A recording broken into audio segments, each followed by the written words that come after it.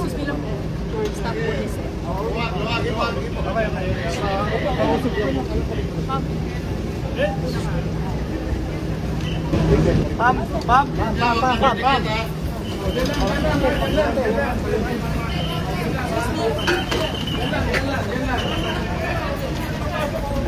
Boss, dito.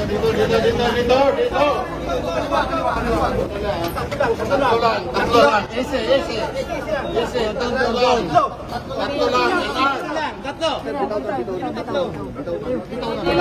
lang. Sino yung tatlo?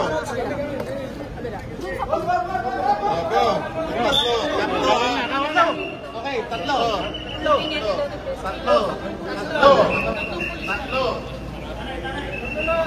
Wala na. Hoy, kuya.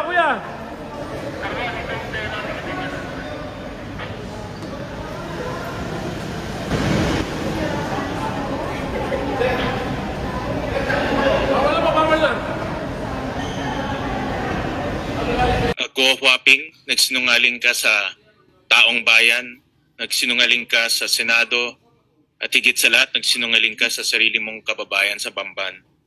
Alam namin hindi ka Pilipino. Nakita namin yan sa pekeng birth certificate mo. Alam namin na hindi ka lumaki sa farm at hindi ka nag-homeschool. Dahil alam ko saan ka nag-aaral, sa Grace Christian High School, na parehong eskwelahan na pinuntahan ko. Alam namin na merong kang kapatid na si Wesley Guo at si Seaman Guo na itinakwil mo nung una. At alam rin namin yung connection mo sa mga pogo. Kahit na naging mayor ka, hindi mo ibinenta yung pagmamay-ari mo sa Baufulan. At alam namin, konektado ka pa rin yan hanggat ikaw ay nasa posisyon. Alam rin namin na merong kang koneksyon sa dalawang pogo na nag-ooperate sa sarili mong bayan, yung Hongsheng at yung Zunyuan.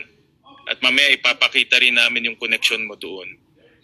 Kahit na tumakas ka, ipinagpatuloy namin yung pagdinig dito sa committee. At dahil sa pagdinig na ito, maraming kaso ang na-file sa iyo. 7 kaso.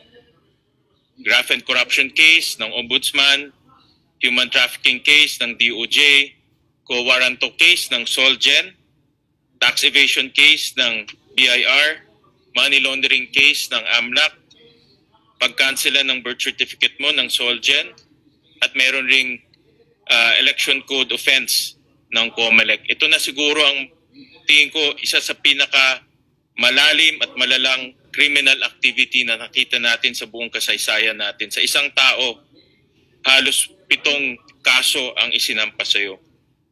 Pero alam namin, hindi pa tapos itong pagdinig namin. Gusto namin malaman kung sino ang tumulong sa iyo para makatakas. Pribadong personalidad man o sa gobyerno. Gusto rin namin malaman sino pa ang mga kasabwat mo sa Pogo Hub sa Bamban, pati na rin sa Pogo Hub sa Porac dahil nakakita na kami ng koneksyon dito sa dalawa. At gusto rin namin malaman kung sino-sino pa yung mga personalidad na tumulong sa iyo para mabuo itong mga Pogo Hub sa ating bansa. Sa gobyerno man o sa pribado. Importante na makasuhan sila at importante rin na panugutin sila. Kaya mahalaga itong hearing na ito at mahalaga na marinig namin sa iyo mismo kung sino-sino itong mga taong tumulong sa iyo para magdala ng krimen dito sa ating minamahal na bansa. Thank you very much, Madam Chairperson.